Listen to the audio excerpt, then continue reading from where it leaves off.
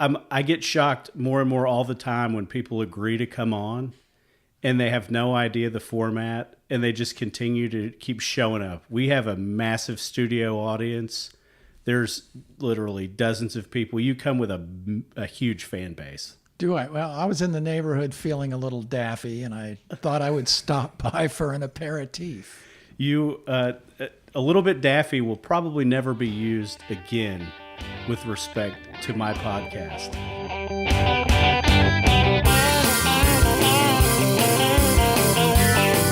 You can assassinate me all you want, but let me kick off first. Hey everybody, welcome into the Ben Burnett Show. This is the fastest growing podcast in Georgia, and it also happens to be hosted on the Appen Media Network. My guest today is none other than Alpharetta local beat writer Pat Fox. Welcome in, Pat. Good to be here. I would say over the course of the last 10 years, you have sat and covered the city of Alpharetta. Is that a fair statement? Yeah, close to 10 years. So let's get to that point. Early in your career, I've heard it said in this office that you have ink running through your veins, that you are a journalist, you do things the right way. People really appreciate the way that you go about your business. When did you decide you wanted to be a journalist? How did that whole conversation even begin to play out in your head? I've always enjoyed writing, and I think as a young student, I confused journalism with creative writing. Like a lot of young people, I thought I could write the great American novel or turn a phrase better than anyone, and of course I was wrong. And so I thought it would be a better fit for me to stop trying to impress and learn how to express better. So that's why I took that channel toward journalism as opposed to creative writing. Where are some of the places before you wound up covering the city of Alpharetta? Where did you go? What did you do? Who were you working for? Gosh, I started out of college. I went to Wichita State University.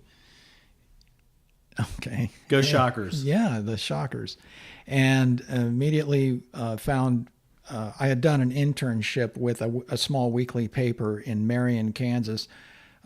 They hired me out of college because they thought I did a decent job during the internship.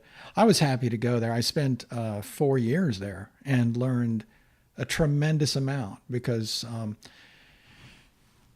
you go to a lot of these little towns that have these newspapers. Most of them are operated by people with nothing in mind other than to make money or this, that, and the other. I worked for a man who had a journalism degree from the University of Kansas. He was a frequent guest on the McNeil-Lehrer NewsHour. He was highly regarded in the field, and he had worked at daily newspapers, but he didn't want to do that the rest of his life. He said, I want to work in the community. And so he started this newspaper. I learned so much from him. And everything I know right now is based on what he drilled into my head as a young reporter. And so how did you migrate to Atlanta? What was that process like? Well, I'd moved, I guess, from the weekly newspaper gigs, and like any young reporter, you want to try to advance your career. So I made a move to a daily newspaper in western Kansas and worked there for about 4 years. And I was sending resumes out throughout the country to move up to an even larger newspaper, and got a bite from Atlanta. At the time, the Atlanta Journal Constitution was in a fight for supremacy in Gwinnett County because the New York Times had just bought a small newspaper up there. And so the AJC thought that they needed to beef up their coverage in Gwinnett County. And was that the Post? Was that the Gwinnett Daily Post? No, it was the Gwinnett News, okay. Daily News, I believe. And so how long did you spend at the former Atlanta Journal and Constitution? I was there for 25 years. Wow. So did you have any? Did you break any stories that would be newsworthy? Well, my career at the AJC was not entirely as a reporter. I spent most of the time on the desk as a copy editor and as a designer. I got back into reporting after nearly 2 decades on the desk, and I loved it. I was assigned to Gwinnett, and I was telling a young reporter here earlier today that I'd been out of practice, and I was a little nervous. I mean, it's nervous to be given a notebook at the AJC and say, go out and get me some stories. And so I wrote about everything. I did not discern one way or another. I anything that happened, I wrote about it, whether it got published or not, whether they thought it was newsworthy or not. Fortunately for me, most of it did. And this, insofar as, I mean, I wrote about them buying a new a fire engine, but rather than just write about that, I put the twist on, well, how do you kick the tires on a $450,000 vehicle, and I took the angle of going to used car lots and put that little twist on it, and everybody seemed to receive it very well. So you like I have Gwinnett County blood. At least you've been there for some amount of time. Do you still keep up with the ongoings there? I know you live in Norcross. Yeah, I have to. I have to keep up with. I live there, and that's my argument about Alpharetta. I mean, I assume the next question is, how well do you keep up with Alpharetta? And I keep up with Alpharetta as well as I think residents should be keeping up with Alpharetta. Well, how much feedback? So let's say on a given week, I don't hear from very many residents. Do you have people that write in relatively frequently? How do you receive feedback as somebody who's, after you left the AJC, you start covering the local events out here? How often do people choose to correspond with you? How do you keep the interest of the public? And what's that balancing act between what you want to write about and what somebody cares to read? It's a great question, and the answer is they don't often. I do get notes, of course, but I'm a little shocked at the absence. And now, of course, I read the Facebook posts, I read the Twitter posts, and I read the blogs, and that gives me at least a clue as to what's on everybody's mind. But I have to base my news judgment on what I'm focusing on based on what I've collected over the past 10 years. What have I learned over the past 10 years residents are most concerned about? What piques their attention? What would you say you've seen a lot of things change in this community over the last 10 years. If you would have to have been asleep to think that it's the same town it was in 2008.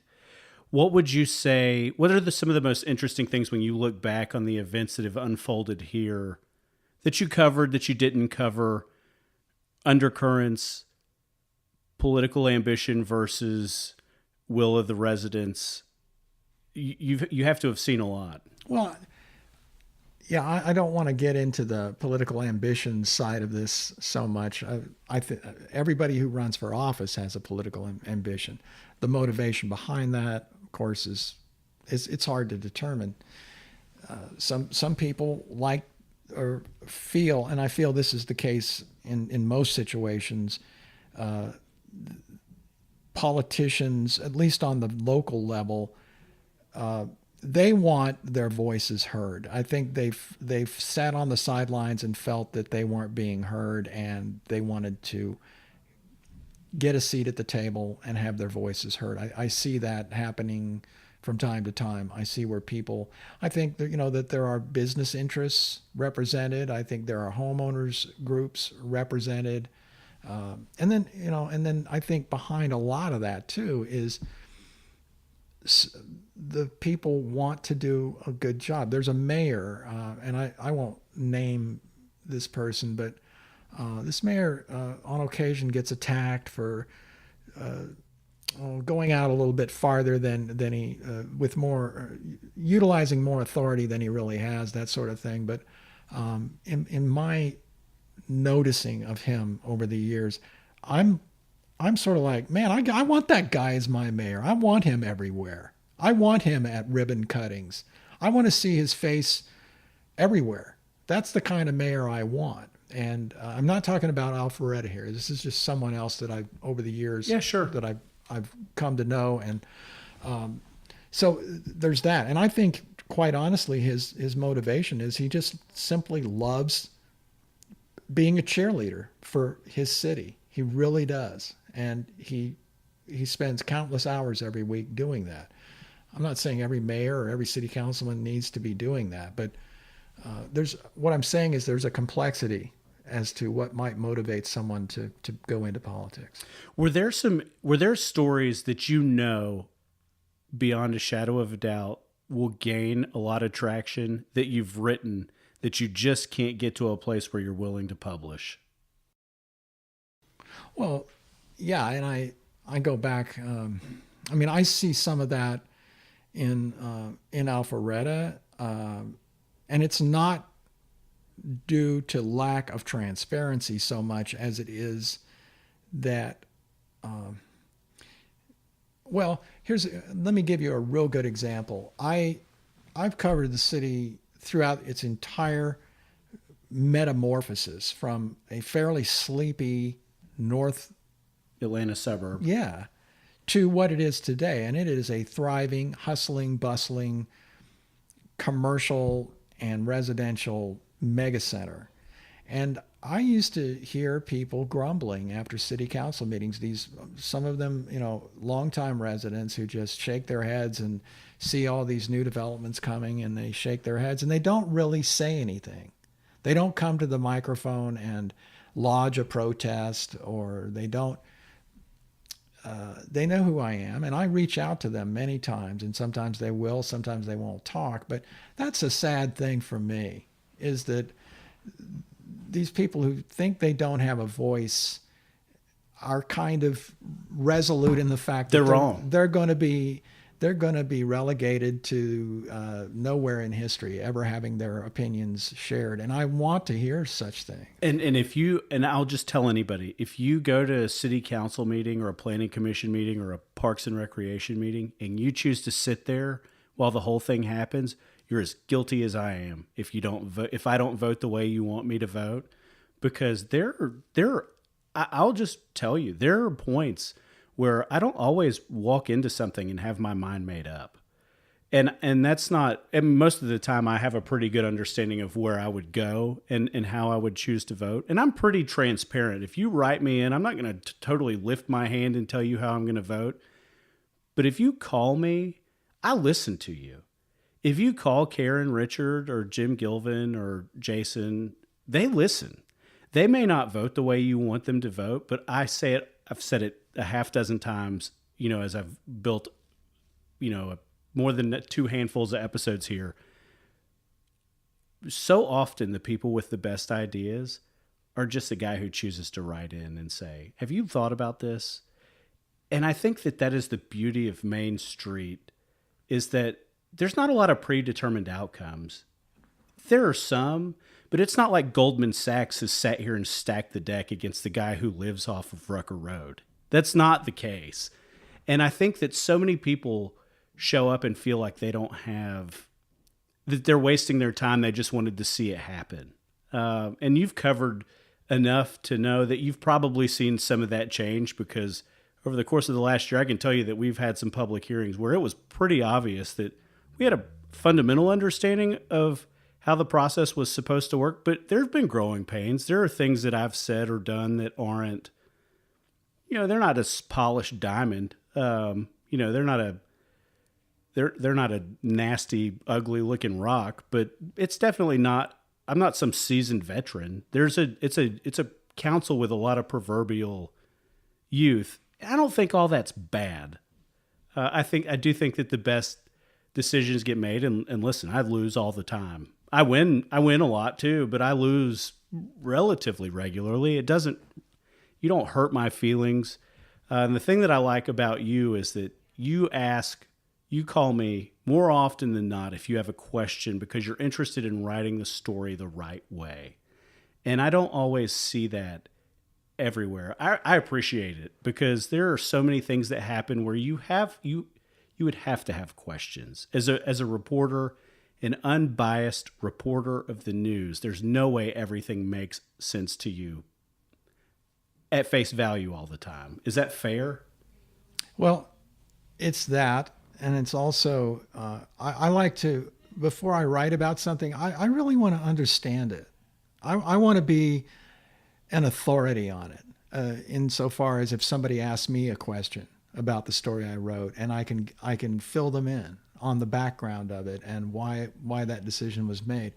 But further than that, I alluded earlier to people's voices not being heard, and I'm bringing this up not to tout my own horn or to.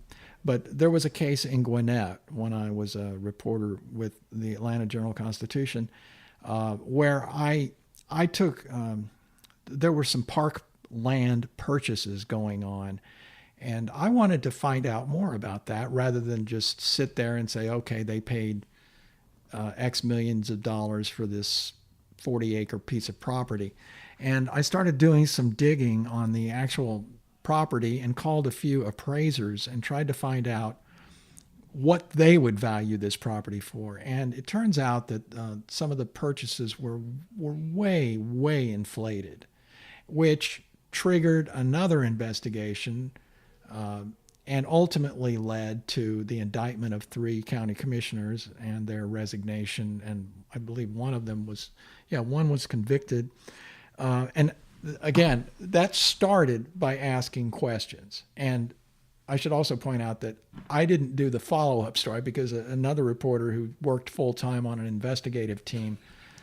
You were scared for your own life? Well, no, it had nothing to do with that.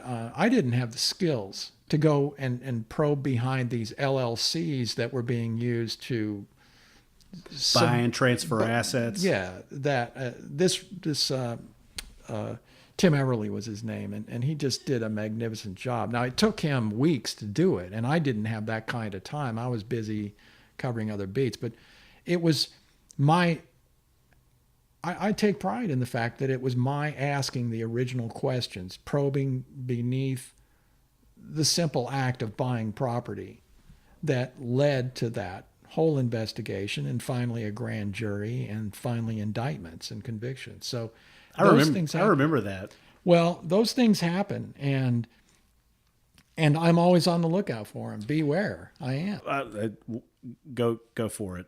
I don't. One of the things that was really interesting to me about that whole time was that Gwinnett County had passed a 1-cent sales tax increase strictly for parkland only acquisition, and they all of a sudden came into tens of millions of dollars, seemingly in 6 months because the economy was picking up. I remember this clear as day, and my dad was like, there is just something here. Well, and don't be fooled either, because less than 10 years prior to that was the Lillian Webb situation where a bunch of Lillian Webb and a lot of the commissioners had to resign because they were taking these junkets up to New York. And so don't be fooled into thinking that just so you're caught once doesn't mean that it won't happen again, that lightning won't strike in the same place, because it does. And I'm not trying to paint Gwinnett County as a picture of some kind of no, there's good people. There's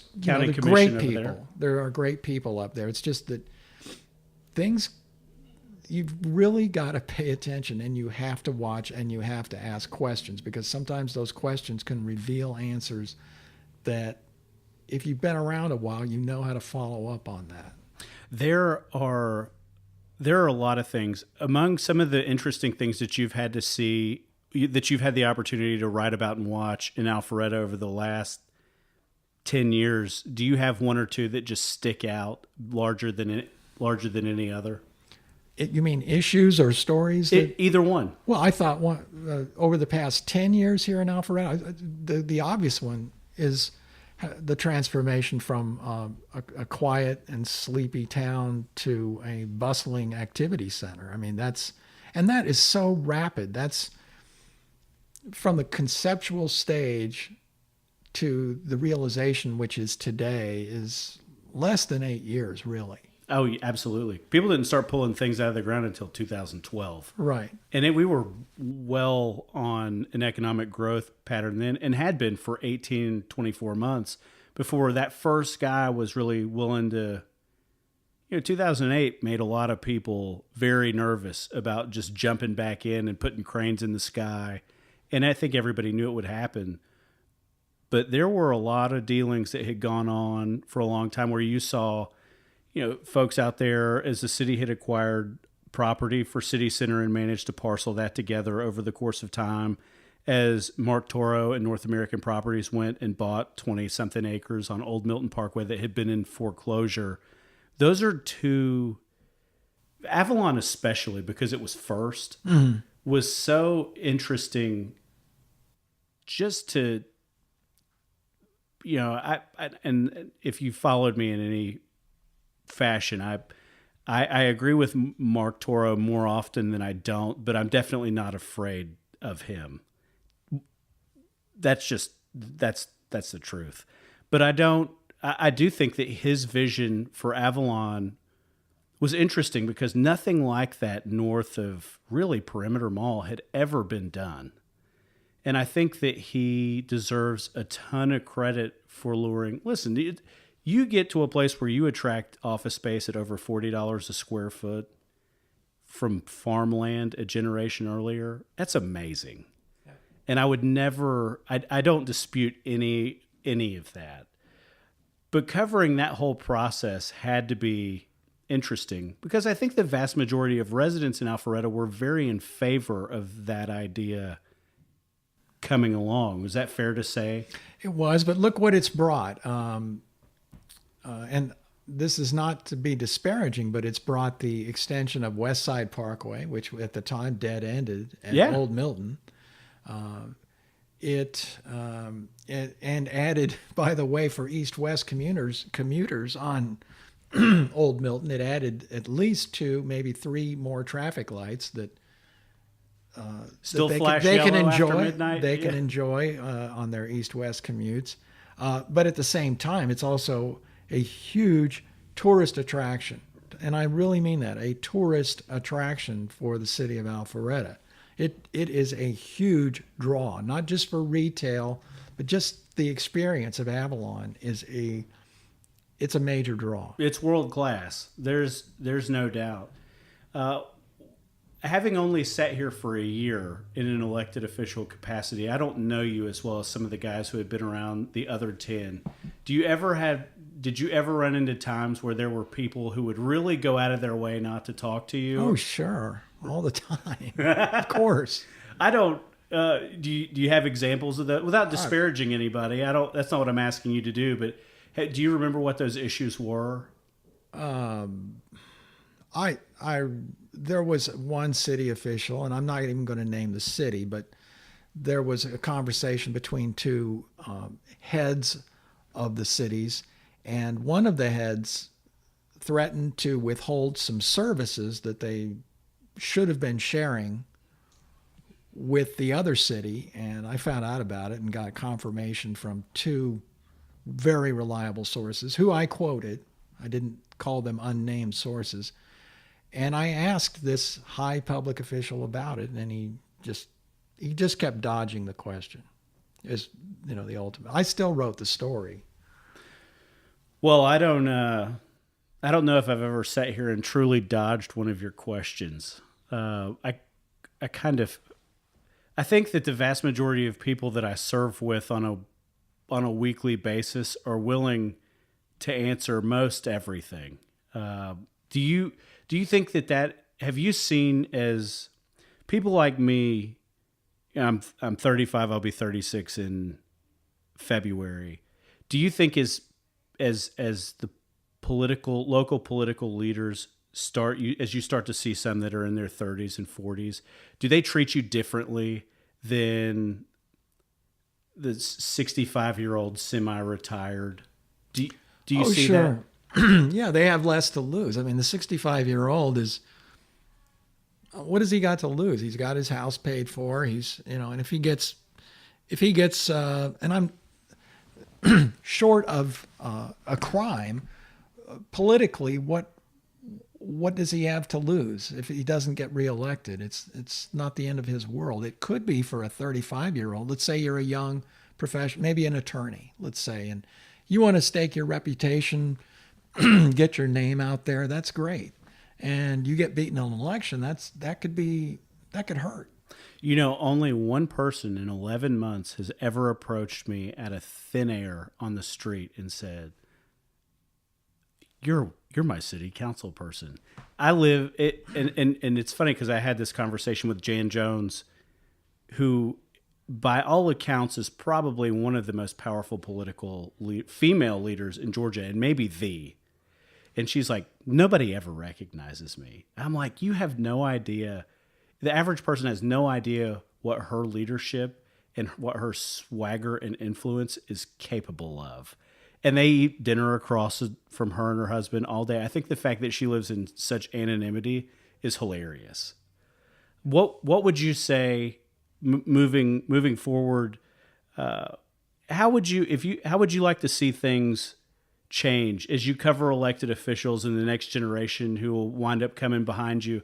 What's something that you are starting to see in local governments that makes you feel like we're getting things right or we're getting things wrong? Well, I think it's the realization that I hate the term transparency, but sunshine or openness in government has been so important over the past 20 years, 10 to 20 years. And we've seen so many underhanded dealings come to light. I think the realization of a young politician that you're going to get, if you do something shady, you're going to get caught. I think going into office, that's one of the key changes I see. Is I think that whatever motivates you to run for office, be sure that if you divert on an illegal path, you're going to get caught. And it's not an if. I've seen since I've been there the people who choose to file open records requests, the people who choose to look, because my government belongs to you, the one that I represent you on. And so you can literally ask for anything. If I put it in writing, it's fair game. And I just assume, that's probably positive and negative for whoever files the request. Like, I'm not a lot different in how I choose to communicate publicly or privately. And I think some of that is younger, is maybe having social media, knowing that I'd had a Facebook account since I was in college. And you realize I'd had the opportunity for things that I had done as a private citizen who was 21 bite me in a job interview. What a great lesson to learn there, as opposed to from you or from the paper here or the AJC. Yeah. And I'm sure there's plenty of reasons that somebody could criticize something I'm going to do. Like, I mean, it's 4 years. It's going to happen. Yeah. But what do you feel like that people are going to wind up accepting that as a status quo, or do you think that they're just not going to have any choice and the old guard will go kicking and screaming? Well, let me first say that when I was in college, Mark Zuckerberg hadn't even been born, so I didn't have a Facebook account until I had to get one, and I use it, or I did use it to get input from readers, what was on their mind, that sort of thing. I have an email address. It's pat@appenmediagroup.com. Email me anytime. I do. And your question again was, is the old guard going to go kicking and screaming? Do you think the old guard chooses to, the politicians that you see, do you think that the sunshine will just become overwhelming in this state of radical transparency, or do you think they're just like, I've had enough, I'm hanging it up? Some of them, sure, will just get out. Others, I think there's a lot of the old guard who got into politics actually truly to serve, and they like the idea. They like the feeling that it gives them to know that they made a positive difference on this town or this district. So I don't try to single them out. All I want every politician to know that is that I may be respectful, I may be friendly, and I respect office holders. I think it takes a lot of work for them to go out and kiss babies and walk countless miles and take the abuse many times. Oh, sure. There's not a lot of, hey, thanks for doing that. Right. That day is yet to happen. I respect all of them, but I trust them only as far as I can see with my own two eyes. So, and I have to maintain that, and they know that. That said, I think you alluded to something earlier from politicians who are skilled and some that aren't, the younger ones, for example. I always give young, inexperienced politicians a little bit of latitude as far as if they put their foot in their mouth. Oh, I've done it. Okay, well, I've witnessed that with my own wife. I don't want them to think I am going to pounce on everything that they mistakenly said. I'm not. If you cough during a speech, I'm not going to put. He was sick. Yeah, or that cough inside of a quote. I'm not going to be doing that. I actually called a mayor one time who gave me this bizarre quote on a question. I mean, just bizarre. It made no sense, and I knew it didn't reflect what he thought. So I called him the next day and say, hey, I want to just go over this quote with you and give you a second chance to. And he was very appreciative of that because he said that I had startled him, and I don't know why I startled him. I was sitting right there. But I think he just wasn't ready to be asked a question. So I asked it again the next day and gave him that because he was a freshman mayor. And this was a number of years ago. I cannot imagine the world that Mayor Jim Gilvin lives in, going from being, a 6-year city council member who sat as more of a dissenting opinion on a 6-1 or a 5-2 vote to all of a sudden being the CEO of a city. He was obviously on to how the 6,000 or 7,000 people who voted here felt and harnessed that. But that doesn't mean I don't want that job. I really don't think I'd be good at it. But I don't know how, from an executive leadership to having 400 people report to you, they don't report to me. They report to a city manager, administrator, and the mayor. And so I think to take that responsibility, the number of emails that guy gets now, I talk to him every other day or every 3 days. I don't talk to him very often. He's just busy. And he's like, man, you have no idea. Because it's to that tune that it's not a sleepy little city. I honestly think it's gotten to a place where Alpharetta, I think the days come where that guy needs to be full-time. And we may not do that for 10 years just so make sure we're out of office. But the demands on your time when you get to a place where you've got 100,000 people that work here in the daytime, it's just not the same as it is when you go next door to Milton or into Cherokee County. It's a different. Our public safety needs are different.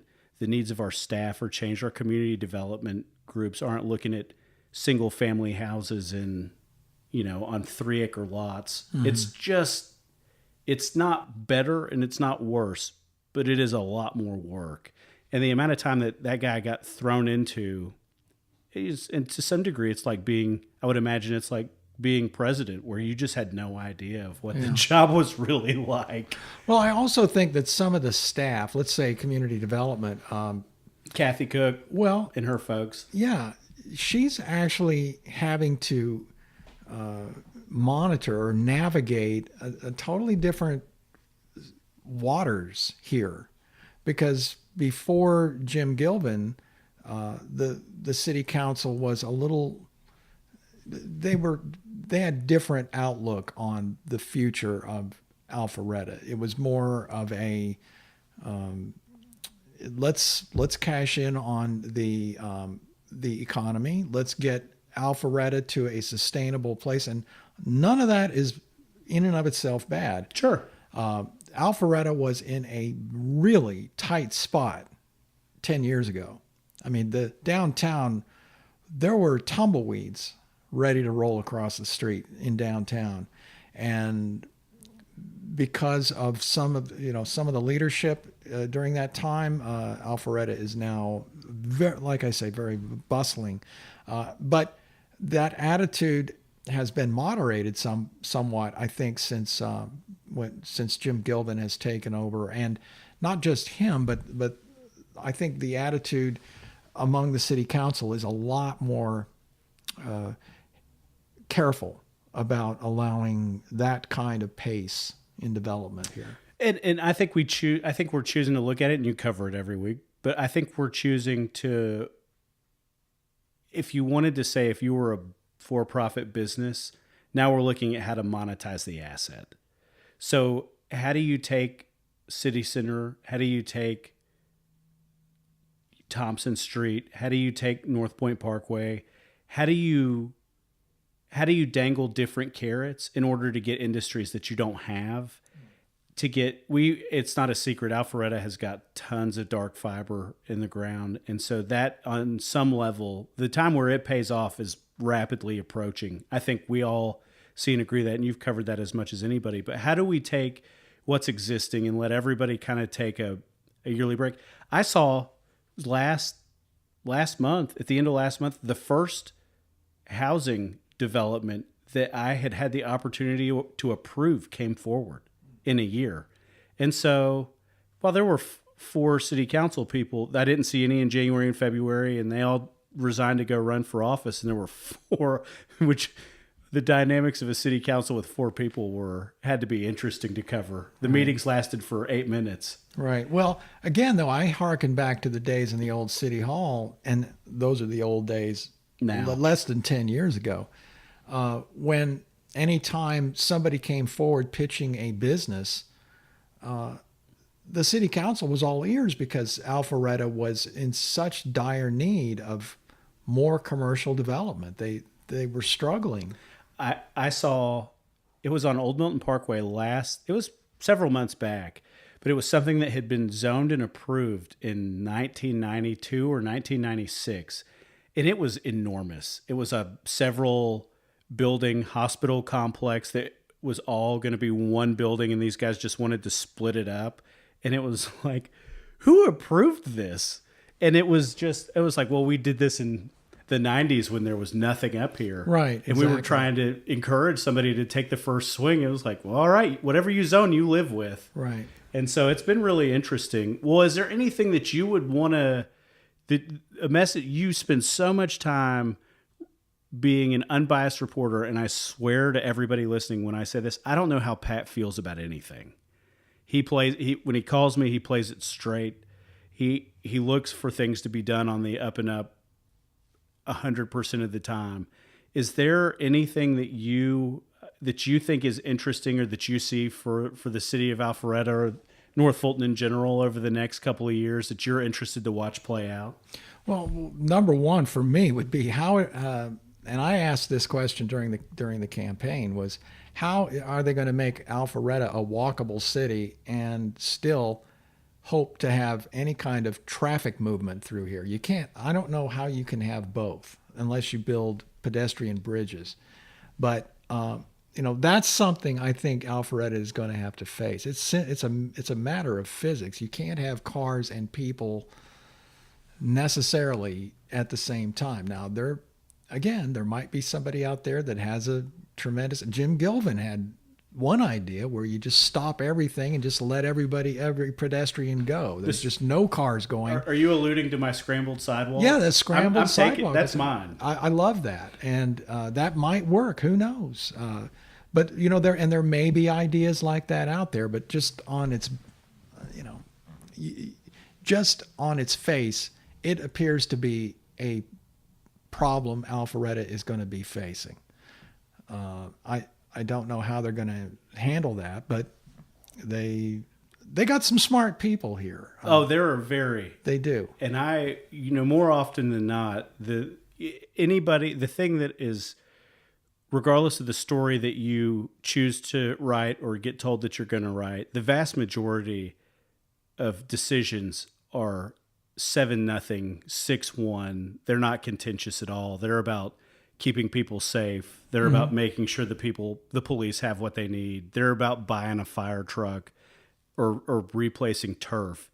And so what's funny to me is that even though that's what people choose to write in or call me about, it's like, you realize I have to talk to these other 6 people all the time. Like, if you just held on to it, you'd be miserable. Right. And I think that that's really interesting. I wanted to ask you, lastly, I know you're one of the guys that have been at the forefront of this Fulton County property tax thing as you've researched it. Have you started to see them move?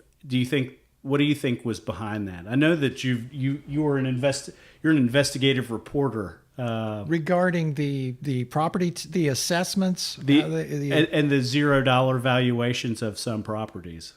Oh, that. Yeah. Well, I haven't followed up too closely on that. I think that it would be interesting to find out. And the reason I haven't is because there were some tax issues that still haven't been resolved. I mean, there's even from last year's assessments, I think there's still some court rulings that are out there. Yeah, that haven't even been made yet. Well, that's the only time I've ever seen the folks at Fulton County just scatter like rats.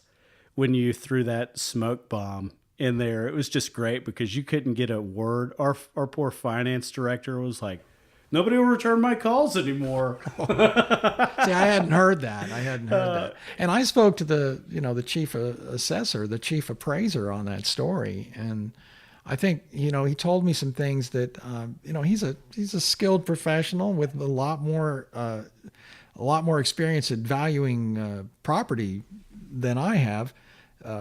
So when I quote an authority like that, I generally don't question it too much. Other than check with someone else, maybe like Commissioner Bob Ellis, who has a different opinion on things. But, some of the things I was told, I think, just simply didn't pan out exactly. And, shocking. Yeah, well, that's the way it goes. But you find that out by asking other people the same question. And if you get a different answer, then you know you're onto something. So it's always important, if you can, and I always try to, is to check with more than one source on a piece of information. Or at least I know where to check the record to find out, to verify what somebody told me. Well, Pat, I don't want to keep you. I appreciate anybody that's willing to sit down with me. You've covered this city for a long time with the front row seat as I won't say co-pilot, but you've seen the vast majority of events unfold here over the course of the last 10 years. And I think you've covered it pretty fairly. And I say that as somebody who has certainly said things and would like things back, that you choose to be kind to me moving forward. But I appreciate you. Is there anything else that you want to accomplish as a journalist? The only thing, and I try to do it every week, is I want to write from the perspective of a resident of Alpharetta. What would interest me the most? What would be the most impactful event or action that happened at the meeting or in town? What affects the most people, and what do they really need to know, whether they even know it or not? That those two things, what they feel is important and what they don't know that I think is important and they should know. All right, 2020 congressional race, and I'll let you go with this. In CD6, who do you think's running? For Lucy McBath is not going. I'm stoking this fire until people start taking the bait. What race are we talking about? The congressional race that Lucy McBath just beat Karen Handel in. I think there's an awful lot of proud people in North Fulton to sit here and let that go uncontested. Do you care to weigh in? Why would I comment on a race that I don't? Oh, it's already started. Okay, first of all, I don't live in the district. Secondly, I don't know how important it is to. I mean, it's important. No, don't get me wrong, it is, but it's not. It's not in my wheelhouse. It's not. It's not in your wheelhouse. But all the cast of characters are people that you write about, have written. Well, who about. do you think's going to run? I think. I mean, I would be shocked if you said certain names, but I could see. I think that the two, and you got to keep in mind, I don't know everybody there is to know in Cobb County, which is a small portion of it. I think Mike Bodker would be an interesting choice, as he's said that this is it for him with respect to being the mayor in Johns Creek. I think he's one. I wouldn't be shocked to, although I don't know, and his daughter's my babysitter, I could see David Belle-Isle running for Congress, as 6-year mayor of Alpharetta. Mm-hmm. I could see Senator Brandon Beach running. I don't know if I think Chuck would run or not. I don't think he would run, and I'm still trying to see if Jan Jones will be interested. I think that there's a lot there. You named all Republicans pretty much, right? Well, why would you challenge a first-term incumbent Democrat? Okay.